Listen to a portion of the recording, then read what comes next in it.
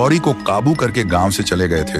वो एक दिन पहाड़ों के बीच झरने के नीचे गहरे ध्यान में बैठे थे। तभी उन्होंने देखा 80 साल पहले का दृश्य। थुंग थुंग एक ढोल किया था, सड़क किनारे ढोलक बजाकर अपना पेट पालता। कभी कभी शादी ब्याह में भी लोगों को खुश करता, लेकिन एक शादी में उसका मजाक उड़ाया गया, उसकी बेइज्जती हुई और उसे भूखा ही भगा दिया गया। भूख और अपमान से जलता हुआ वो ढोलक बजाते बजाते जमीन पर गिर पड़ा और वहीं उसकी आखिरी सांस टूटी। मरते वक्त उसने श्राप दिया, जिन लोगों ने मेरा मजाक उड़ाया, मुझे भूखा रखा, उनका साथ ही साथ उनकी आने वाली पीढ़ी भी चैन से नहीं जी पाएगी। मेरी ढोलक की गूंज उनकी मौत बनेगी, उनकी बर्बादी बनेगी। और उसी पल से उसकी आत्मा ढोलक में कैद हो गई।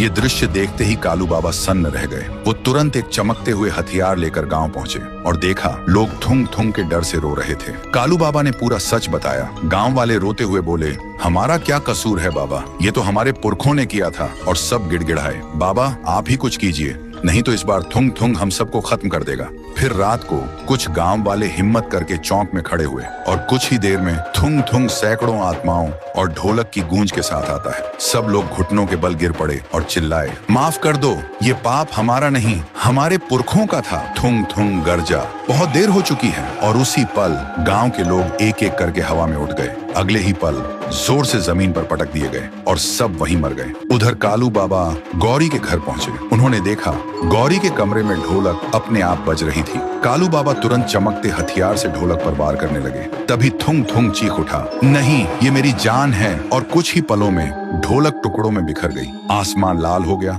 और उसी वक्त गौरी और रघु थुंग थुंग के श्राप से आजाद हो गए। लेकिन गौरी की हथेलियों पर अब भी ढोलक का निशान बना हुआ था। सुबह कालू बाबा गांव के बीच एक पवित्र अग्नि जलाते हैं। पूरा गांव वहां मौजूद होता है। कालू गौरी से कहते हैं, गौरी ध्यान से सुनो, तुम्हारे हाथ पर जो ये ढोलक का निशान है वो सिर्फ इस पवित्र अग्नि में हाथ डालने से ही मिट सकता है। तभी थुंग थुंग का श्राप पूरी तरह खत्म होगा। रघु चिल्लाया, दीदी मत करो, तुम्हारा हाथ जल जाएगा। पर गौरी बोली, चाहे कुछ भी हो मुझे करना ही होगा। और उसने अपना हाथ अग्नि में डाल दिया। सबकी सांसें थम गईं।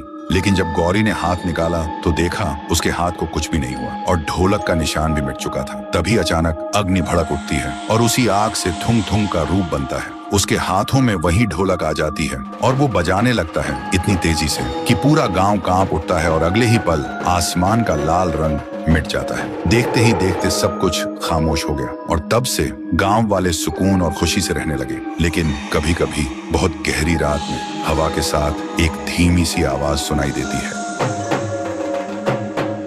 शायद याद दिलाने के लिए कि अपमान और भूख से मरी आत्मा